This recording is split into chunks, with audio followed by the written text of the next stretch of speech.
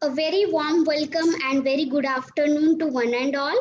And today, in the Career Opportunities in Food Science and Technology series, to help the student, an initiative taken by the technologists for the food technologists or by the academics people to the academics people from the student for the student. So this is an initiative helping students a lot. Students have been appreciating, and within this context, we have today with us Shraddha Shirsat, who is currently pursuing PhD from a very well-known institute, that is VIT Vellore. And Shraddha has been doing her PhD focusing on the topic agricultural nanobiotechnology, which is one of the most upcoming and most wanted topic, that is research which has a direct relationship to contribute to the societal cause and to help the society solving many problems. So at the same time, Shraddha is a very, very active and enthusiastic person who is involved in, along with 7 classes as a freelance biology specialist. Apart from that, Shraddha has completed her master's from Bharati Vidyapit Pune and bachelor's from DG Ruparel College. And apart from this academic career, she is a person with a kind heart who is always ready to help other, and she's very very passionate about teaching and research. So identifying this very good quality at this early young age itself is a very very good initiative or very good beginning of the career. And I'm sure, Shraddha, you will achieve many many successes in your life. I could see that you have already qualified GATE examination, PET examination, MS set exam also. So you will qualify many many such exams if you appear for, or there will be many many uploads. My very best wishes, and I would like to thank you so much for you to accept our invitation and share some tips on qualifying MS set exam. I would rather request you to share all possible tips that can help students to remain passionate, to remain motivated towards appearing for exam. Appearing for exam itself is a very very first step, a baby step that needs to be taken, and then one will do the hard work efforts. So if you can share, because I could see you have qualified many exams, so if you can share some tips and motivate our students so that they can take these entrance exam, because taking these entrance exam will open up the door for many career opportunities, and at the same time it will also build the biodata, it will also add an experience. So thank you so much, and over to you, Shraddha. Thank you, ma'am, for the brief introduction. I'm very humbled. I will share my screen now, and I will start with the presentation. So my screen is visible. Yes, perfect. Go ahead.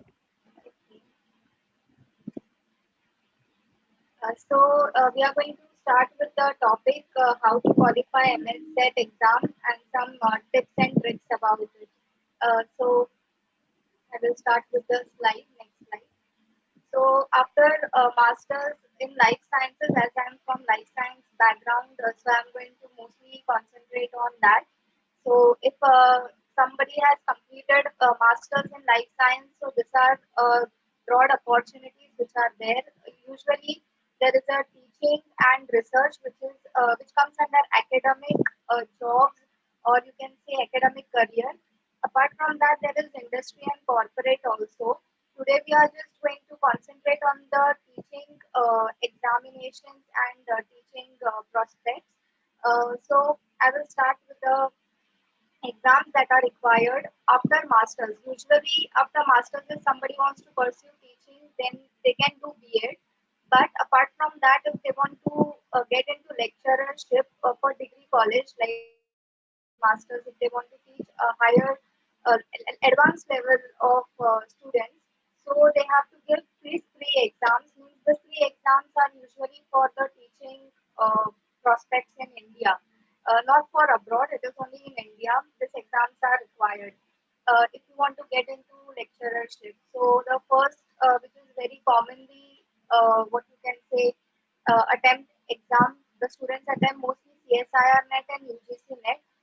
You can say that the difficulty level of this exam is more tough, and it is national eligibility test. Means all over India, the colleges, whichever colleges are there who have the Department of Life Sciences, they can apply after qualifying this exams in that department.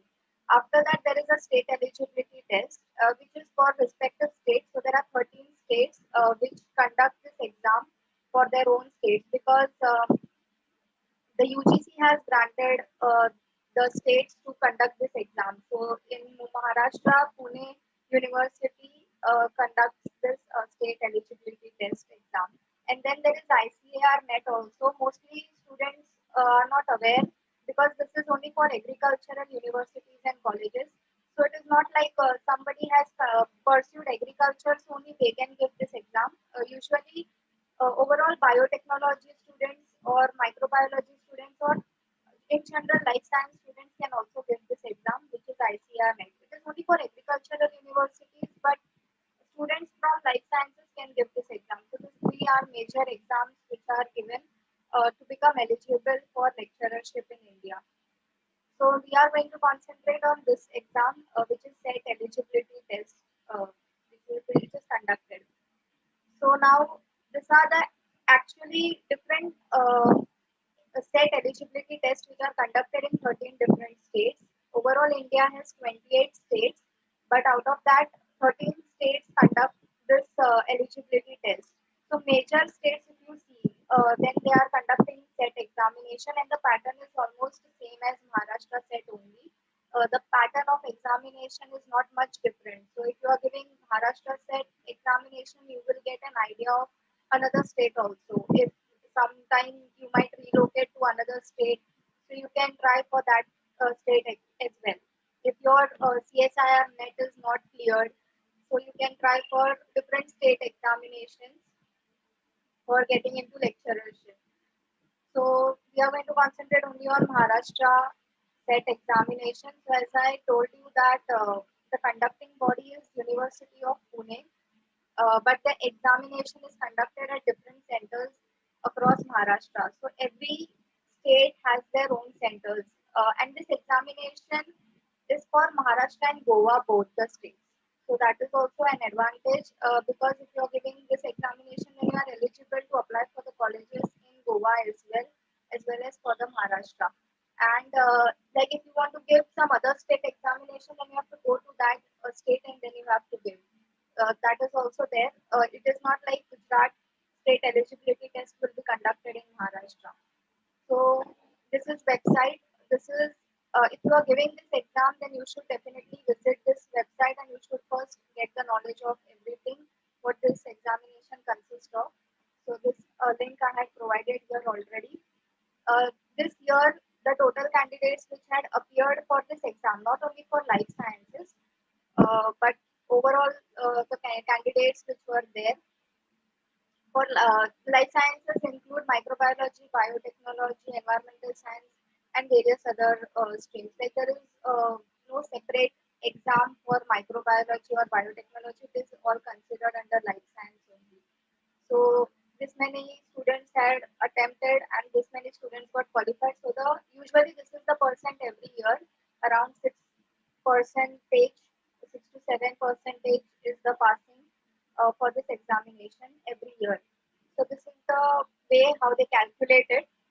One more thing, this examination, you cannot give it if you have cleared this examination, if you have qualified this examination once, you are not allowed to again appear for the examination in that same subject. Like I had cleared in life sciences, so I will not be allowed to again reappear for that examination in life sciences. Otherwise, they will take some legal action. It is not allowed, because they are calculating, they are giving the qualifying, they are qualifying the candidates based on this formula, and here they are considering the number of candidates who had fulfilled the minimum eligibility and the slots also under the general category. So accordingly, they qualify the candidates according to the cutoff marks. So considering this, they don't allow the candidates to again reappear for the examination if they have once qualified for increasing the marks or anything like that, for increasing the rank or something. And when the application form, now the application form will be coming up yeah, almost in May or June starting. So, and the examination, because of lockdown, maybe it will extend till September. The notification has already come in the newspaper of Lok Satta, so you can check that also. But that you should like keep updated about the application form, and because once the date is gone, then this examination is conducted once a year, so you cannot afford to lose the date. Otherwise, you have to again wait for 1 year to reappear for that examination.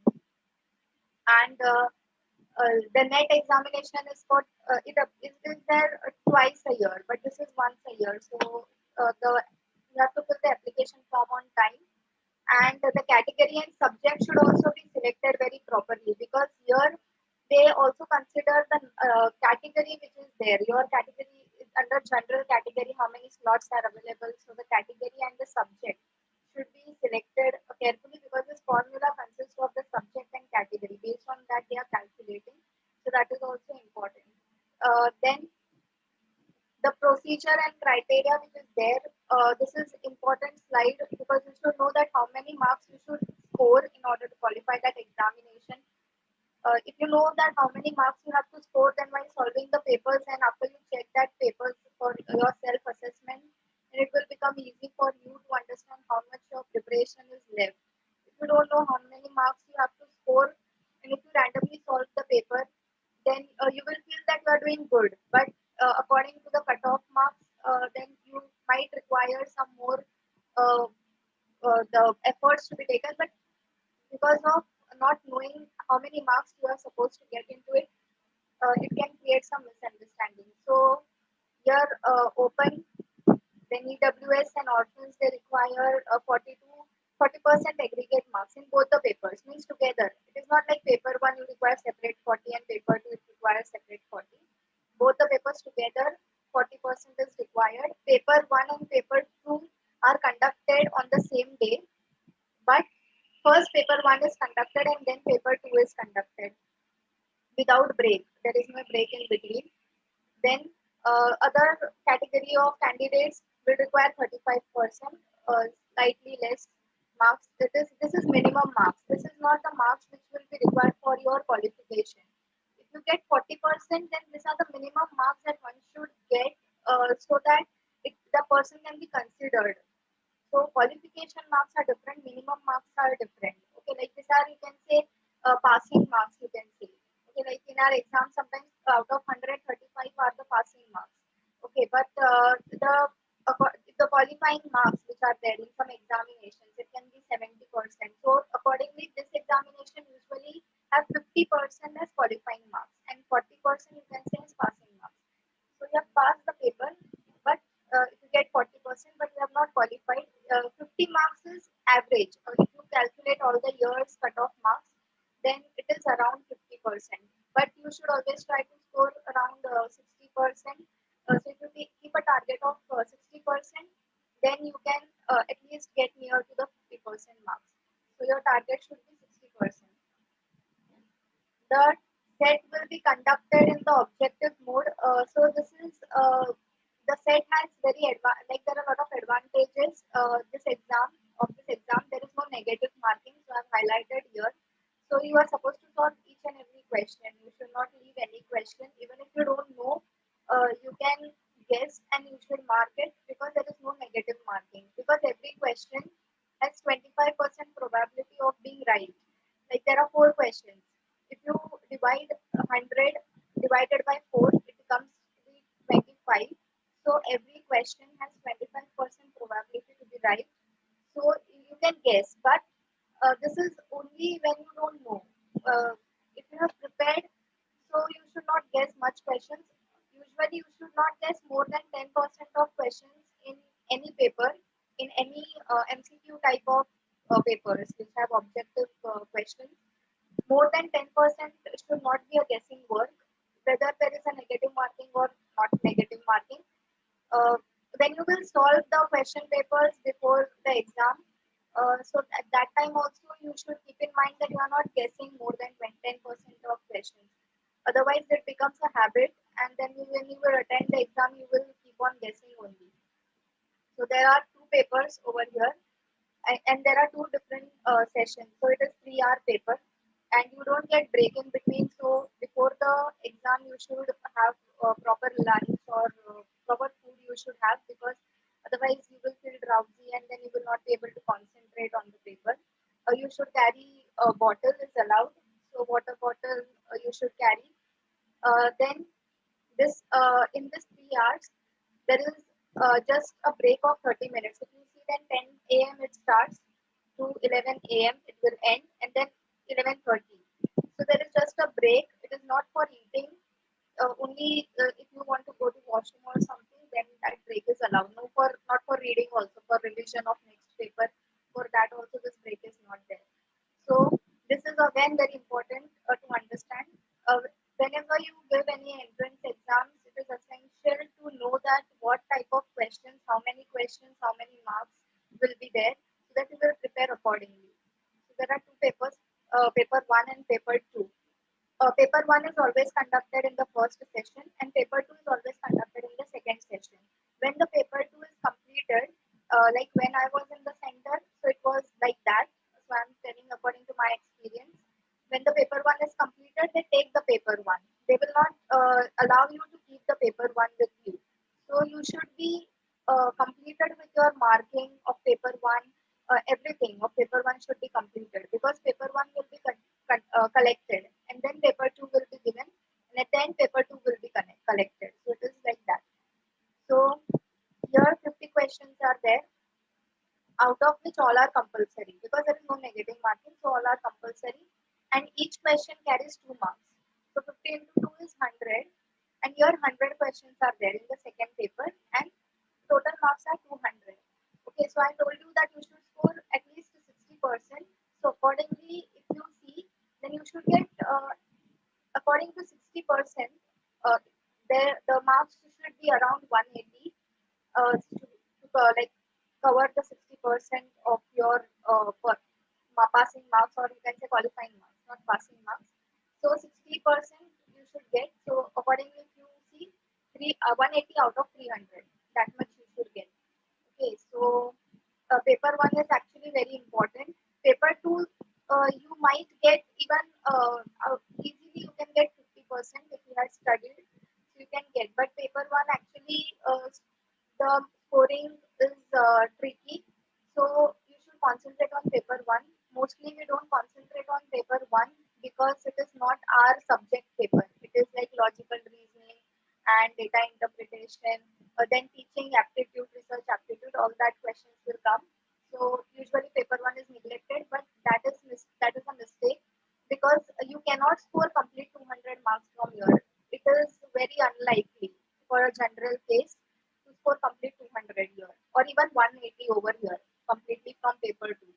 So you should get some marks from here. Even if you get 50 marks out of 100 from paper one, then also it is a good score. You can score another marks from here. So you should prepare for paper one also. It is about teaching, and paper one is easy. It is not difficult. Actually, it is scoring if you study. So it is reasoning ability, and all the examinations of set, whichever state you are appearing for, will always have paper one, and it will always have the same kind of syllabus. If you are doing paper one for MS set, Maharashtra set, then you are by default doing paper one for other set examinations also. So it is also an advantage. So it is reasoning ability, comprehension, diversion thinking.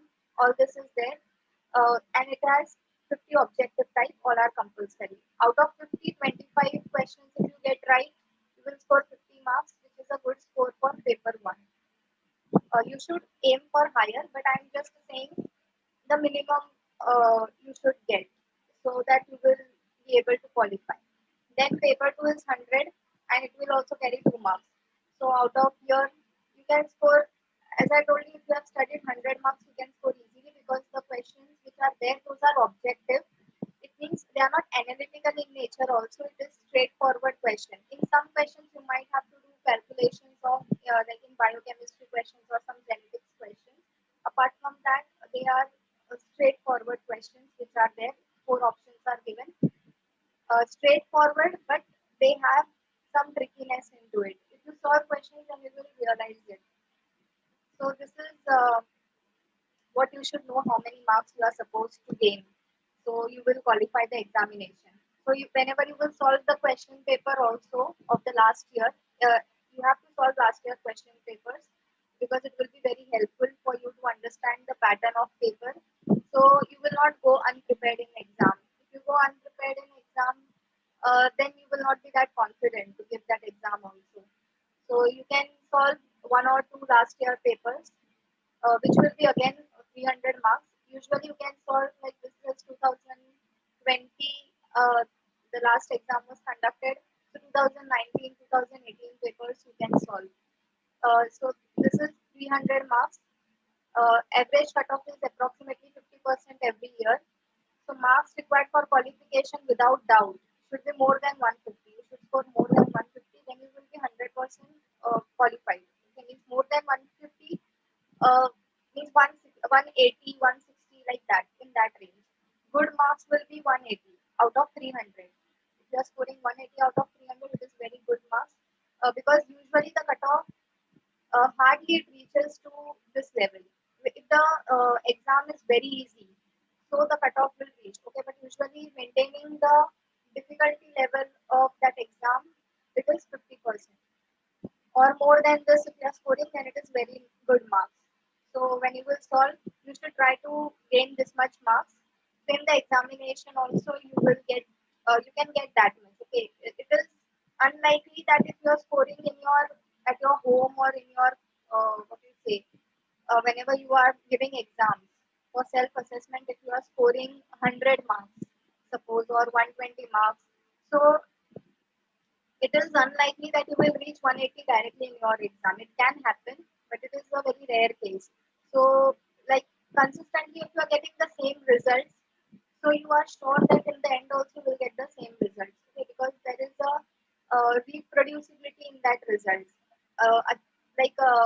It is unlikely that some person who is getting 100 marks, the person without studying or with the same amount of study, the person will get more marks. So you have to put more efforts if you are getting less marks. Uh, so as I told you that you have to score more than 50 out of 100 in paper 1 and more than 100 out of 200 in paper 2 for qualifying. So you should not keep 40% as your minimum marks which are given there because those are passing marks. For qualifying, this should be more than. This should be your target, more than 50 and more than 100. Usually you should keep this as a target which will make calculations very easy. So in paper 1, 25 questions or more should be correct, and in paper 2, 50 questions or more should be correct. So this is the range of questions which you should get correct so that you will qualify the examination. This thing which is given over here, this you can use actually while you are solving the paper for self-assessment, because in the examinations you cannot what you can say rectify your mistakes, but when you are doing a self-assessment at your home, when you are solving last year papers, you can do the rectification. So this information is helpful there. uh, so now we are going to see the steps in which you can which is usually considered while you are preparing for any entrance examinations, because the steps are not for only for set examination. Usually most of the people follow the steps only for any examination while preparation. Okay, so first step is actually to know the syllabus, because unless you know the syllabus, you will not know what you have to study, and if you don't know what you have to study, you will randomly study whatever you are feeling like to study. Okay, so what will happen is you will put the efforts, but you will not get the output because you don't know where you have to focus your energy. So knowing the syllabus is the first step. This is the link which is given over here for the syllabus. It is also in University of Pune link only. If you type MS in Google, you will get this link where there is a syllabus. There is last year question papers also. You have to just go through last year question papers when you are starting for studying any entrance examination so that you will know the pattern. Once you know the pattern, you can study according to that. Like if any exam has lot of numerical based questions, so you know that you have to practice the questions, then only you will get the marks. But if some papers have aptitude kind of questions or they are direct questions, so you don't have to solve it. There is no numerical based questions more, and there is more knowledge based questions. So you know that you have to collect as much as knowledge as possible to clear that examination. So this is mostly done to go about any examinations. So you always have to select the strong and weak topics because you will concentrate on weak. Whatever you have strong topics, then you will feel even bored to again revise it. So whatever is strong, you can do it at the end. But wherever you are weak, suppose biochemistry is weak, or developmental biology is weak, or molecular biology, or if you don't know about methods which are used in laboratories, so you can concentrate on that topics first. If you have time, okay, means this is usually if you have 6 months or even 3 4 months, then you can go about this. And provided that if you give at least 5 hours each day, then you can follow the steps. If you have only 1 month, so you can't concentrate on these topics. Why? Because at the end, if you are collecting more and more information, then that memory is not that strong of that information. So if you are doing it right from the start, then you have a scope to make that memory strong. Okay, because we know that more you revise, more that memory will be stronger and it will be easier for you to recollect in the exam. But if you are learning something today, then after 5 days, which is very new for you, then after 5 days you might forget. So instead, if you have 1 month, then you should not concentrate much on this. You should concentrate more on revising and solving papers. But if you have more time, then you can follow all these steps. Then in the step 3, you can solve papers on each topic and analyze the strong and weak areas. So sometimes we think that we are strong in some topic, but when we solve that paper, we realize that we are not strong in that topic. So solving paper, after understanding this, you have to solve the paper so that you will understand that you are actually strong or it is just a hypothetical situation that you are feeling that you are strong in that topic. So this will give you actual result, a reality check that yes, you are strong because you are able to solve that topic question. So that is also essential to do. And when you will do that, you will now know in real that where you are strong and weak. And then you should concentrate on weak areas and make short notes. Short notes are for last time revision because we cannot read 100 pages in one day. Means uh, complete book in one day. So we have to make short notes. At the end, we can read. So for that, short notes is essential. Short notes should actually consist more of diagrams and flowcharts, not more of writing material. When you make short notes, you should not include more of a written thing. You have to include more something which you can visually capture it, and it can stay in your visual memory. So that will be beneficial more when you will make short notes.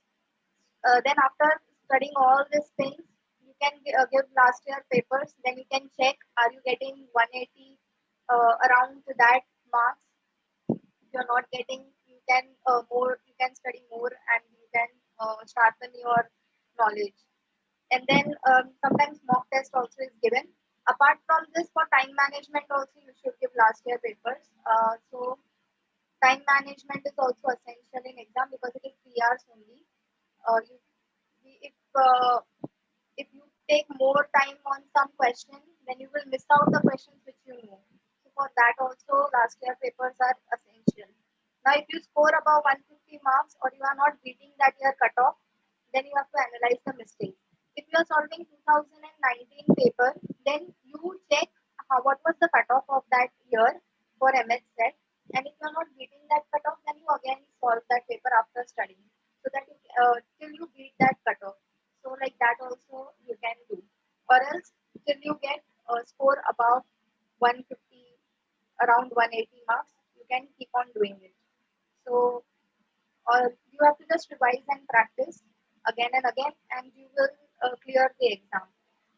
Just this is important, that you have to revise and practice again and again for your preparation. This is the syllabus. I have just given you the names of the unit, and this is the reference where on the site you can go and you can solve the questions for this unit. So examrace.com is the site where you can go and solve the questions of teaching aptitudes, 10 questions of teaching aptitude, research aptitude. Every day when you are studying, if you keep on reading and if you will not solve questions, it will become boring. So you read and you solve questions. So it will help you to keep the interest into it, because after some time you will get bored if you just keep on reading, or else you might feel sleepy also. So if you are challenging yourself to solve questions, then it will become more easy to study. You can study for 1 hour and solve questions later on. Like that, it is more easy to study rather than studying continuously and just reading. So it becomes difficult after some time. These are the books which are for the paper one, because paper one is also important. It is if you're not preparing for paper one, then you will lose lot of marks which you can actually score. So this KVS Madan book, which is there, it has all these units given together. There is a PDF of this book. If you search on Telegram, if you just type this book name, you will get it. There is a PDF, so you don't have to even buy it if you are not comfortable buying books. So you can go and you can check that. Uh, Usually this book has everything. So I had referred this book only because it has all the units completely, whichever units are given. Till 10 units, all the units are given in that book. So I don't have to refer more books also. Because more books you will refer, more you will get confused, and all the information will get mixed. Whatever book you are referring from the start, refer that book till the end, because then you will, if you keep on revising from that book, you will get, it will help you to build more stronger memory. And then if you are looking at different books, so you will capture different images and different diagrams, so everything can get mixed up. So it is usually preferred to use one book and then you can continue that book only. So when you are selecting book for paper 2, you should select book which has more flowcharts and more diagrams. uh, Study material will be there, but if you study with the help of flowchart, then you will understand the concept easily instead of just reading. If you study with the flowchart or diagrams, you can easily understand. So those books you can select for paper 2. These are the compiled units of paper 2 which are given. If you check the syllabus, this is not how the syllabus is given in that link. But I had compiled everything so that I can know where I am stronger, where I am weaker, and I can accordingly study that portion. Now, syllabus also, all the 12 units you did not need to complete. If you are not able to complete, then it is fine, because actually in the examination, they give weightage to all the units equally, but there are some units which you have to study. You can't miss it. So, like cell biology, biochemistry, the initial units, like biodiversity and taxonomy, is only specific for some people who had done zoology or environmental science, like related to that courses. So you can, these are common units which are there for every life science student. Immunology is also there, molecular biology. You can concentrate on that units because they ask questions from those units more. So you should know that what are the important. All are, I'm not saying that any is less important, but usually they will give questions for biochemistry for sure, cell biology, genetics, plant and animal physiology, which means photosynthesis, respiration, and all that. So they will give the questions from that. Okay. Biodiversity and taxonomy, there won't be more questions because not everybody has that unit. So considering all the students of life sciences, questions are also formulated. So that is why it is important. Even if you are not able to complete all the 12 chapters, you should at least be able to complete 70% of the portion before your exam. Because if you complete 70%, then you are quite confident that you will be able to solve most of the questions.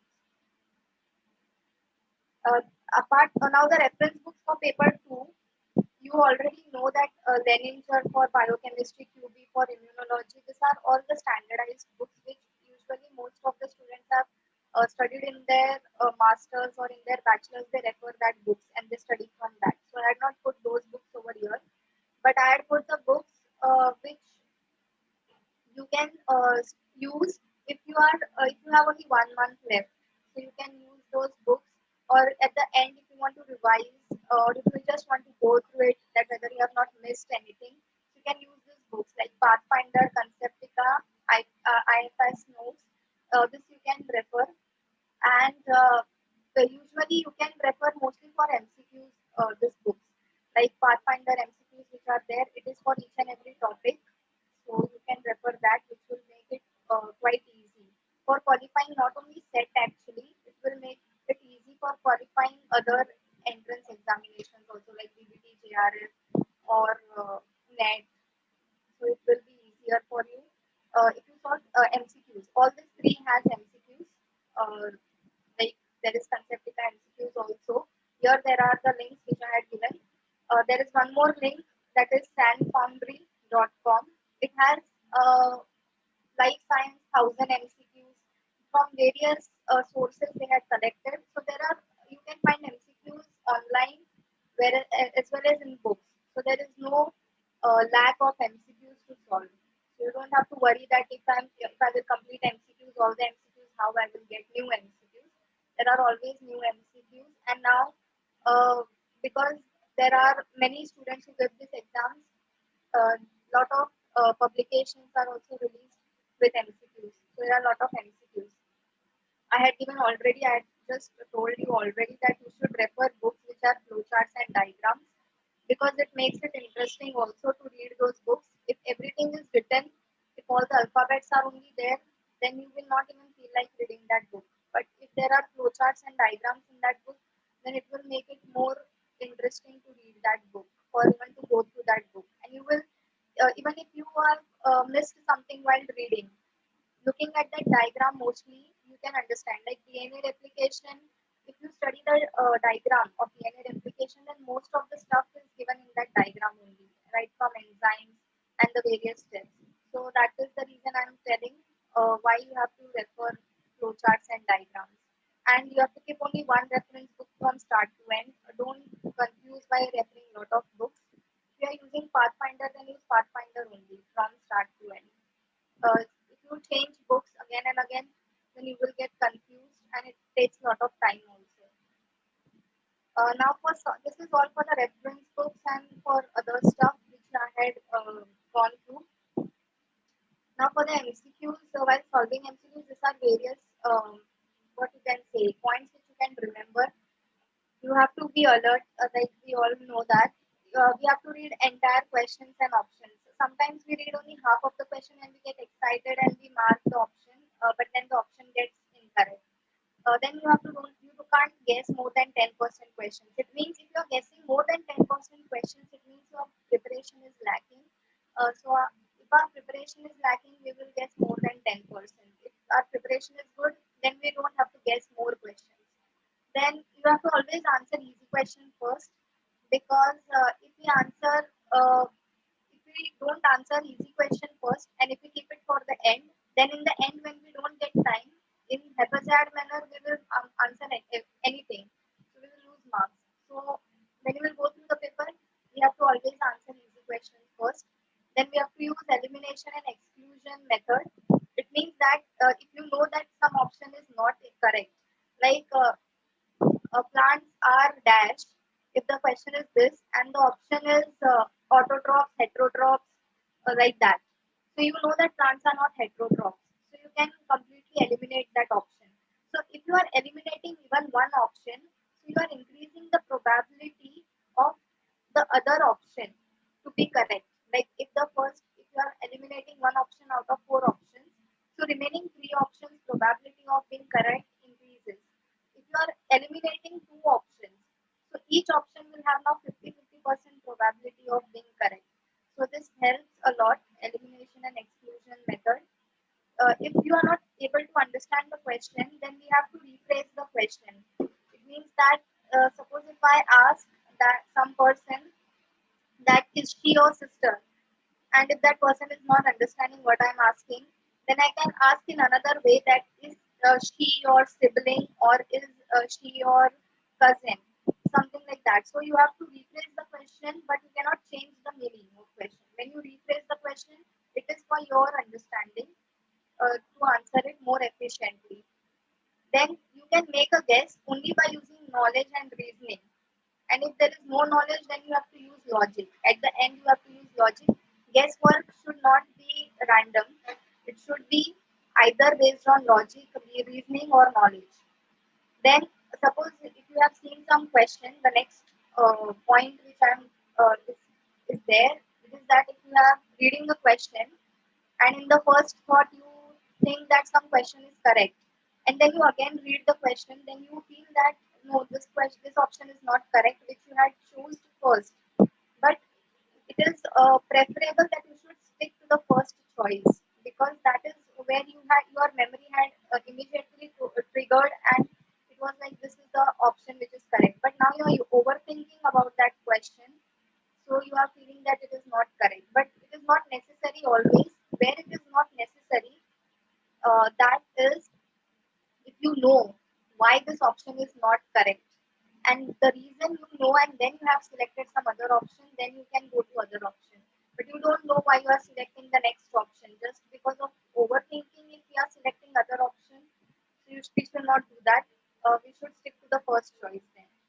Then if the correct answer is not given, choose the closest possible answer. Okay, this is we must be always doing. If the correct answer is not given, what we feel, then we can choose the nearest possible answer.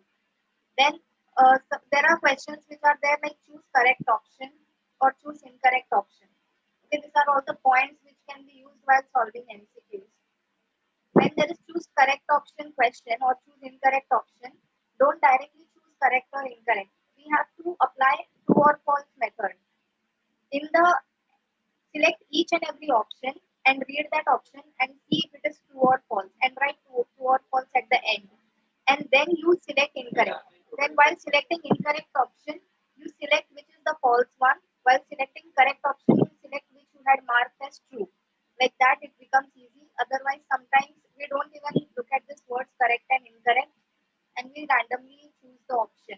This happens. This is a very frequent mistake, which is actually done in MCQs. This when there is choose correct or incorrect option.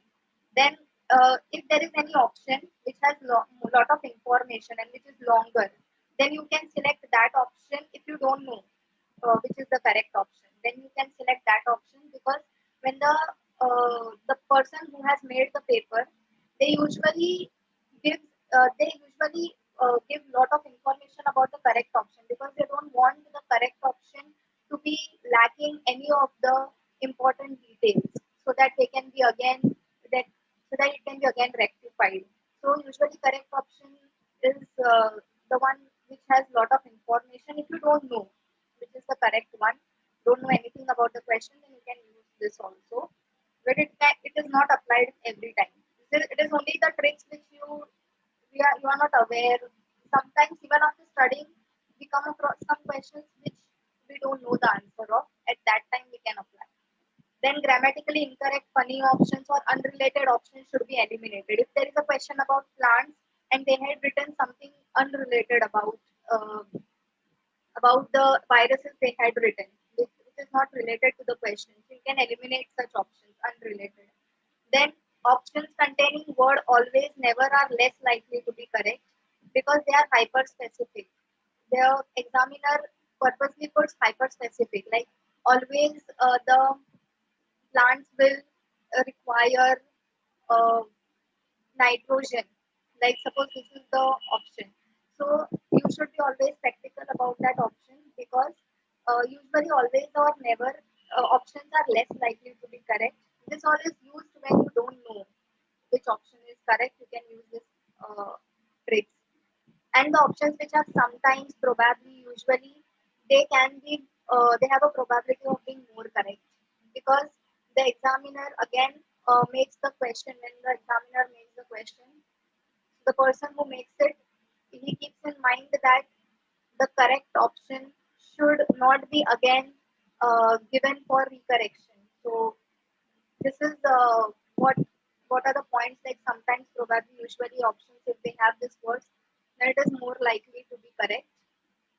If you find two options correct and there is another option all of the above, then it will be the answer. Okay, this also we know. If you know in a question these two options are correct, A and B are correct, and the D option is all of the above, then definitely you don't have to see C option also. You should mark D as correct, because you know the two options are correct. Then it is all of the above option. Then sometimes the questions are given, they are interconnected by default, like the examiner or the person does not purposely make it, but while making questions, by default it happens that some questions are interconnected, and that you can get clues from other questions also in your exam paper. So you should look for that also, and you should look for similarities in options, and then you have to eliminate others. Like if there are four options: p plus q, p minus q, and p uh, 2p plus q, and uh, a plus q. So p plus is more common. Plus is similarity in those options. So you can eliminate the negative one, because purposely it is given the one which is repeated. So plus is repeating. So you can concentrate more on that. In mathematical questions, this thing is useful, not in the general biology questions. Mostly in mathematical questions, this thing is used.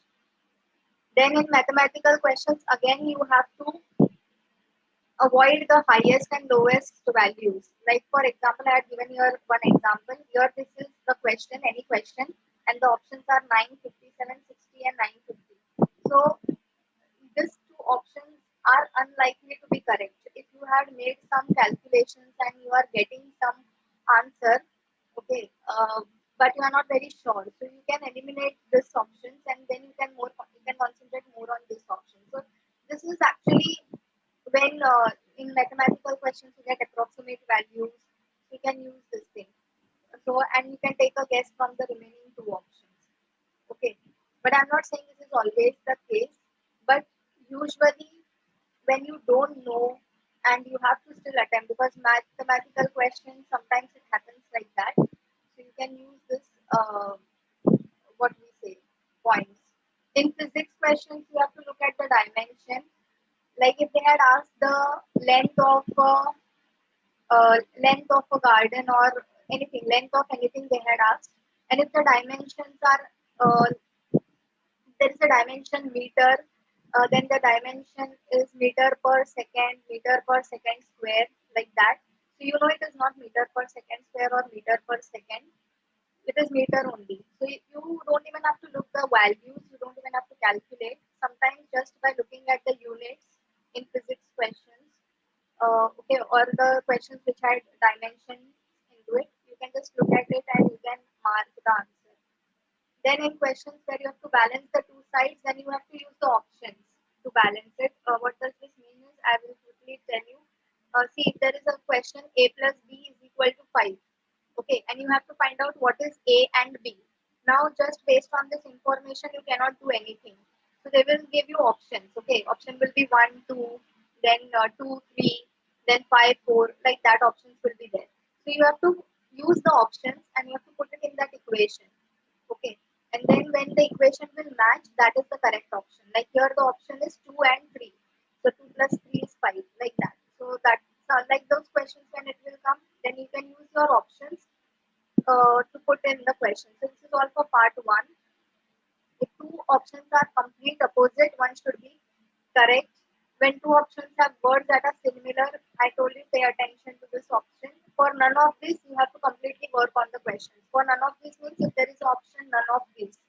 Okay, all of the above, none of these options are there in questions. Usually it comes. So if there is none of this option and you are not sure, then you should go completely, because all the options should be incorrect. In all of the above, it is easy.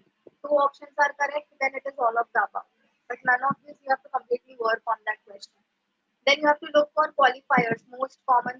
highest, best, least. Okay, which is the best method for separation. So all that while studying also you have to concentrate on this, which is the most common method, which is the fastest method, which is the best method, which is the least used method. So all that you can look for the qualifiers while studying also and in the examination also. Look for options that are completely addressing the question. Okay, that can be the correct option if you don't know anything about the question. If you have never heard of the answer, then it can be made up. Okay, sometimes we had studied and still we doubt our knowledge. Then we keep on thinking that why this option is given, I have never heard about it. But if you have never heard any time, then it can be something which was made up by the person who had made the question answers. If you don't know anything about the question, then there is bias towards B, C, then B option. Not recommended to use. It means if the person has not studied and still is attempting the exam, then usually examiners will be seeing that they have a bias towards C option and then B option. But I don't use this thing, okay, and I don't recommend also using it. But some books had given this point also, so I just put it over here. But other points you can use in whatever are given for solving the MCQs. So this is all about the solving MCQs. Now I will go to the time management while solving the paper. This is very important because usually you have studied everything, but while giving the exams you get anxious and then you lose the uh, time management skill.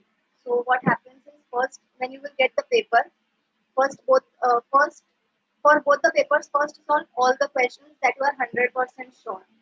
Okay, means 100% you are guaranteed that it is you are correct about that question. You solve all those questions for both the papers, for part one also and part two also, and then you simultaneously mark in OMR sheet. After you have solved all the questions which you are 100% sure, mark in OMR sheet because this is not this computer based exam. This exam is OMR sheet you will get. You have to make that rounds. So for that you should immediately do it. If you do it at the end, you will make mistake and you will not get another OMR sheet. When I had solved it for the first time in 2019, I guess I had made one mistake. I realized it later on, so I had to just cancel it. I knew I would lose the marks because I had solved it at the end. So you should solve simultaneously when you don't keep it for the last 15 minutes filling of OMR sheet. Then you have to take the questions that you are 50% sure or you don't have any idea. Then solve the remaining questions and again mark in the OMR sheet. So OMR sheet will be completed and your questions will also be completed. Don't take a lot of time for solving one question. If you are stuck, leave that question and go to the next one. Then don't keep filling of OMR sheet at the end as it can create mistakes and you won't get extra sheet. Solve all the questions and there is no negative marking. You can solve all the questions. There is no negative marking and you should not panic. Usually when we panic, we make a lot of mistakes. So you will not panic if you have a lot of time. If you have less time, you will definitely panic. This is a human nature. Even if I say you don't panic, if you have less time, you will panic. So I'm telling that you should, to prevent this panic thing, to solve OMR sheet first only. So you can use the 6 month, 3 month, or 1 month strategy. In 1 month, I told you you should just revise according to me, whatever is comfortable. If you can do it, some people under stress they work efficiently, but usually I can't gain a lot of knowledge at the end moment. So I use 6 month or 3 month strategy, and then I do all the steps, solve last year's paper and everything, and then in the 1 month I keep on revising and solving more and more papers. So 3 months I take for 6 months usually is the best month where initially 5 months you can study and last month you can keep only for your paper and revision. Same for 3 months also it is manageable if you are studying well in your masters and bachelors. 1 month also for the people who had already lot of they are very good at solving MCQs and all that. It is not impossible, but 6 months is the best. So, what are the benefits of this examination? It is for the professorship, this we know, in Maharashtra and Goa. It will not give a research fellowship, but it provides stipend in some colleges. Means research fellowship is given only for doing research. You don't have to do any extra work. You have to only do research, that is research fellowship. While you can do PhD also using research fellowship. Stipend is also given only for the PhD. If you are applying for PhD, then only you will get stipend. Not separately just for being a junior research fellowship or senior research fellowship. This will not be provided by set exam. So in Mumbai, I only know about Mumbai colleges because I am from Mumbai, and some colleges of Maharashtra. So I had just noted whatever I know. In NIRH, which is National Institute of Research and Reproductive Health, it gives stipend to the person who has done set examination and then appears for the interview. After clearing all that, the person can get stipend. In Hafkin Institute, also based on set examination, only if the person has set examination, suppose, then they can apply. In NIH, it is National Institute of Immunohematology. It is in Parel, so it also gives stipend to the candidates who have cleared their set examination and if they don't have any other examination, for example. And now there is Symbiosis University also in Pune. Uh, the Symbiosis University PhD forms are like rolling now. You can apply if you want. If somebody has qualified the set examination, then they don't have to appear in their entrance test. In the Symbiosis University entrance test, they don't have to appear. They can directly appear for the interview. So these are some of the benefits apart from the post of professorship. This all benefits are also there if somebody has cleared this examination. So these are references which I had used for making the entire presentation. And so, do anybody has any doubts? Wow, thank you so much, Shraddha, for such a wonderful, talk about MSCAT and the extract of your experiences in the form of top tips while you one being at examination centers were so amazing, those while reading and when you were explaining those tips, I myself, took myself in the exam section and I was like, thinking, wow, they were so opt and they were based on your own experiences. So our student have put up some questions, and the first question is like, you said this exam is only for qualifying to become, a lecturer, or those who would like to enter into academics. So those who do not want to enter into academics need not give this exam.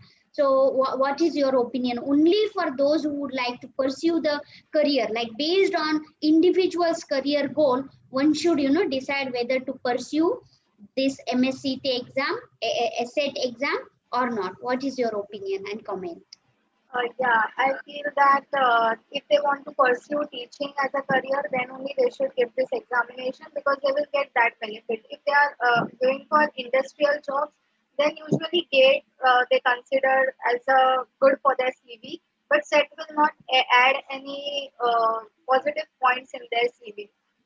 So only if they want to even pursue a teaching career, then this is a good exam to be given, or to make like to become subject matter expert, like that, something like that in that field, they can give this exam. So this Maharashtra set exam, once one qualifies, so what happens next? And do you get immediately a teaching job here after qualifying the exam? Or if you have qualified MH set exam, can you also go to other state for, teaching job? If you are qualified MSET, then you have to apply only for Maharashtra and Goa states. And immediately, now there is a rule that PhD is also necessary for assistant professorship. So person has to do PhD. If the person is doing PhD in some college and that college has some vacancy, then maybe they can absorb that candidate because they had cleared one state level examination, and then simultaneously they can do PhD in that college. But apart from that, usually it is difficult to directly get based on just this examination, as this is just a eligibility test. The person just becomes eligible, but they need to have PhD now. from like July 2021 that rule might Yes, change. yes, that's the new revised rule. So another question Lena would like to know, like suppose a person having different life sciences background.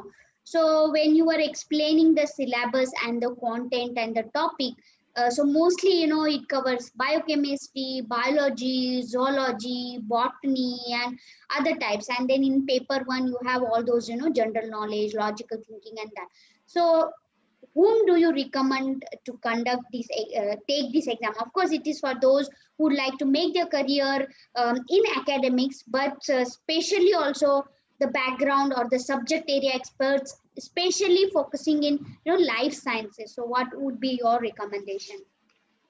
Uh, like if they are from related life science background, like nutraceutical, some people do nutraceuticals also in masters. So even they can give because in the site, as I had went to the site, so if the subject is not there in the list which is mentioned, they can give in the nearby related subject. So nutraceutical is more related to life sciences, so they can apply for that. Some people do wildlife conservation studies, like in masters, so they can give for environmental science. They can appear for So there are environment. different subject areas one can choose Yeah. based on the expertise. Okay. uh, Okay, so there is one more question Sachin would like to ask. How many times you said that only once, suppose if you qualify, and then you are not supposed to give it again. So suppose a person doesn't qualify in one attempt. So is he or she is eligible to appear again? And how Yeah. many times? Is So there any age limitation also to appear? there is no upper age limit, and there is no number of trials also. They can appear as many as times as they want. Okay. So you gave some strategies, tips while one enters into the examination center, and they were very opt. But then one knows that once we go to the examination center, we are under so much of tension or so much of pressure that we don't get time to look here and there. Or you said one of the clue was going and checking if the answer is there in another question. Of course if one has studied, the mind will be calm, but still what would be your recommendation to avoid any stress or tension once you get that question paper in the hand? Because sometimes I have seen students while correcting paper as a paper correction, sometimes the answer is in the question paper itself, but student can't find that because of the stress and tension. Even if the answer is in front, you will agree that, you will accept that, because I have experienced this. So they can't find, it is all because of the stress and tension. So what would you suggest? Um, I would suggest that it is difficult to say that don't take stress or don't take tension, but usually we get stress or tension when we think that it is going to create a lot of problems if we don't. We actually think about future and then we take the stress. If we are thinking that if I don't clear this exam, then my what will happen? So this thoughts create a lot of tension. So I usually give the exams thinking that I have to just test my knowledge. If it does not work, then I might give it again or I might not give it again. So, like if the attitude is quite chill, but still it is not that chill that the person is not studying, we just have to study and then give the exam and not think much because then nothing is in our hands as such. Even if we think a lot of. Absolutely. Yeah. Kirti would like to know, Shraddha, that you have given MSCT SET exam, and this year you also appeared GATE 2021. So why did you give the GATE exam, and will that be useful? Of course, it is always useful, but if you can guide Kirti, and Yeah. because you are already pursuing PhD, so what was the objective? So actually, for PhD, I was giving a lot of examinations. So I cleared GATE BP, biotechnology examination. As I was studying overall life sciences. So it was better to give all the examinations. So I gave it, and as I wanted to pursue PhD also. So in IITs or in technological institutes, GATE is considered. So even VIT is a technological institute. So they considered my GATE score for the admission process. For the initial screening process, it is more useful.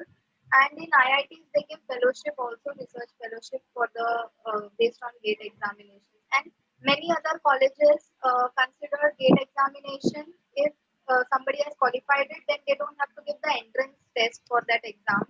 And another thing is while applying, suppose somebody does not want to do PhD and they had cleared GATE, so there is a notifications which come for the jobs of junior research fellowship. So their GATE, either CSIR NET or GATE, if the person has cleared, so they can appear for that interview also. So these are the Yes. benefits. Wow, excellent, excellent.